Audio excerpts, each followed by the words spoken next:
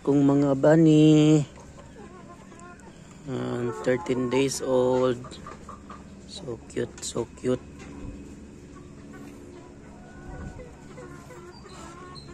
Pangkatay ito na rabbit. Hindi siya pet type rabbit, pangkatay. Yung pet type yung maliliit.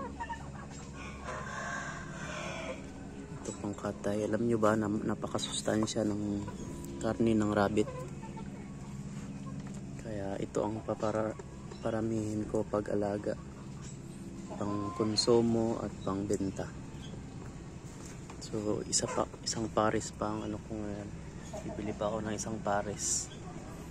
So, mabalis lang siya parapihin, buwan-buwan nanganganak. Ay every 2 months. Kasi 1 month siya magbuntis. Then after 1 month pwede na ulit siya paupahan. Hindi pala siya buwan-buwan mga anak, no? Every other month. Kasi 1 month siya magbuntis, then mga anak after 1 month na alagaan niya yung kids.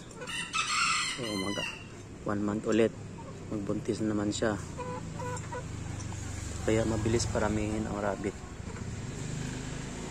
So yung iba sabi nila namamatay yung rabbit nila kasi bigla lang namamatay, pinapakain nila ng repolyo sa palengke. Yun pala, ang repolyo ay nakakaproduce siya ng gas sa mga tiyan ng rabbit. Lumulubo ang tiyan kaya namamatay. Kaya bawal ang repolyo. Pwede naman konti lang, pakainin konti. Mas the best ang mga damo para wala siyang bawal. Kamote tops. Itong mother, pinapakain ko ng feeds kasi nagpapadito. So advice sa mga nag-aalaga.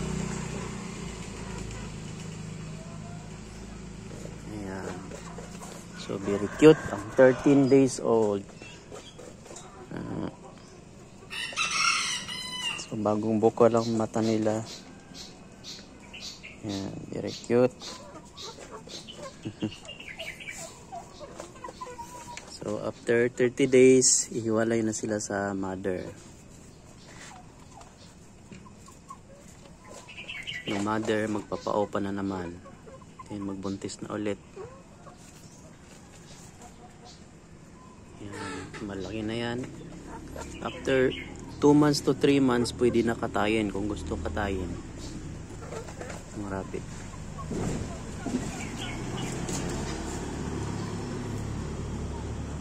So ngayon muna, hindi ko muna katayin to. Parami muna ako. Next year siguro makaano na tayo. Makatikim na tayo ng rabbit. Mas masarap daw to kaysa manok. Lechon rabbit. Ayan guys, ang ating alagang rabbit. Thank you for watching.